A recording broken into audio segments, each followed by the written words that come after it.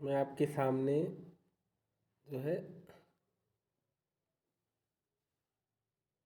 Board 10th class board के set 3 की व्याख्या 10th एक क्लास के बोर्ड एग्ज़ाम के जो ऑब्जेक्टिव सवाल आए हुए हैं उनकी व्याख्या करने के लिए जा रहा हूँ। तो उसका पहला पेज अगर हम देखेंगे सेट 3 में, तो उसमें पहला क्वेश्चन है निर्देशानुसार रचना के आधार पर वाक्य भेद पर आधारित 5 में से 4 के आंसर हमें देने थे।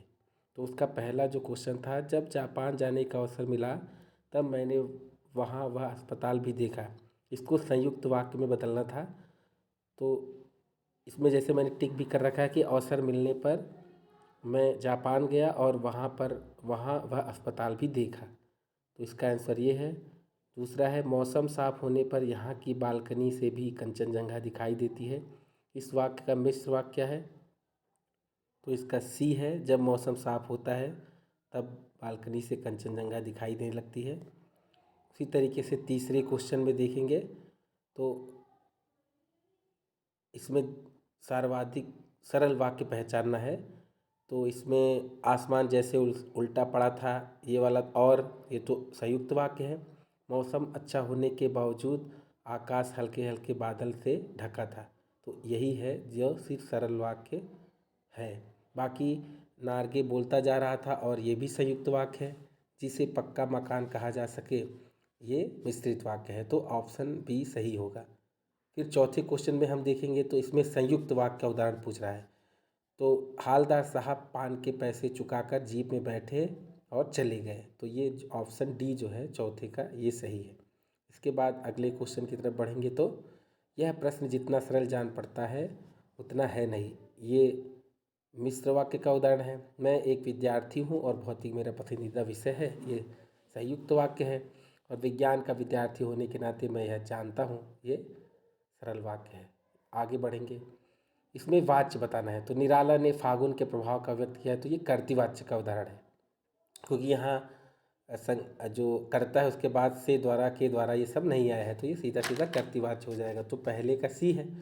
माँ द्वारा बेटी को परंपरा से हटकर सीख दी गई। तो ये कर्मवाच्य का उदाहरण है, क्योंकि यहाँ पर द्वारा शब्द आया हुआ है माँ द्वारा, और ये सकर्मक क्रिया है, इसलिए ये कर्मवाच्य है। फिर तीसरा का, तो दूसरे का बी सही है। तीसरे का पिताजी हम सबकी बात ध्यान से सुन रहे थे, इसको कर्मवाच्य में बदलना है। तो इसको लिखेंगे पिताजी द्वारा हम सबकी बात ध्यान से सुनी जा रही थी। तो यहाँ पर डी ऑप्शन सही है। निम्नलिखित भाववाच्य का उदाहरण नहीं है। तो इसमें कह रहा है वह फुटबॉल नहीं खेलता, वह रोज़ पढ़ने जाती है। ये दोनों भाववाच्य नहीं है। दूसरा और चौथा, ये दोनों भाववाच्य नहीं है। फिर पांचवे में देखिए, अब उनसे टहला नहीं जाता, ये भाववाच्य है। उससे गीत नहीं गाया गया, ये कर्मवाच्य है। मैंने एक लंबी कविता लिखी। तो इसका ए ऑप्शन जो है सही हो जाएगा।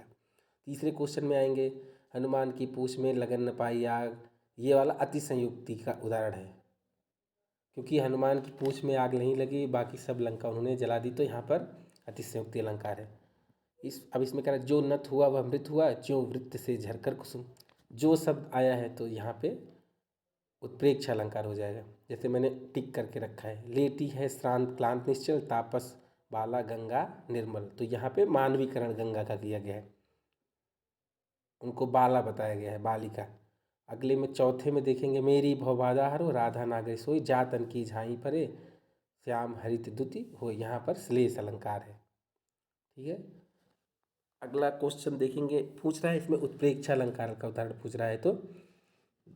तो इसमें से सूरदास अबलाहबुरी गुरु चाटी जो शब्द आ गया तो उत्प्रेक्षा हो गया। तीसरा श्लेष अलंकार का उदाहरण है पानी गहन उभरे, और चौथा जो है वो पल पल परिवर्तित वाला अनुप्रास अलंकार। तो दूसरा हमारा सही हो जाएगा।